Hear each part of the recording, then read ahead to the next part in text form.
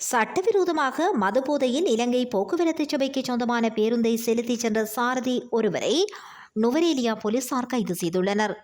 திவிலப்பட்டிய டிப்போவுக்கு சொந்தமான குறித்த பேருந்து வெளிமடையில் இருந்து நுவரேலியா வழியாக மீக்கமுவ நோக்கி பயணித்து இலங்கை போக்குவரத்து சபைக்கு சொந்தமான பேருந்தின் சாரதி இவ்வாறு கைது செய்யப்பட்டுள்ளார். சாரதியின் நடத்தை குறித்து பஸ்ஸில் பயணித்தவர்கள் நுவரேலியா போலீசாருக்கு வழங்கிய ரகசிய தகவல்களுக்கமைய மேற்கொள்ளப்பட்ட சுற்றிவளைப்பின் போதே சந்தேக நபர் நுவரேலியா ஜீதா எரிய சீதையம்மன் ஆலயத்திற்கு அருகில் அமைக்கப்பட்டிருக்கும் சோதனை சாவடியில் மேற்கொள்ளப்பட்ட சுற்றிவளைப்பின் போதே கைது செய்யப்பட்டுள்ளார். இதனை அடுத்து குறித்த பேருந்தில் பயணித்த பயணிகள் அனைவரும் மற்றொரு பேருந்தில் ஏற்றப்பட்டதாக போலீசார் தெரிவித்தனர்.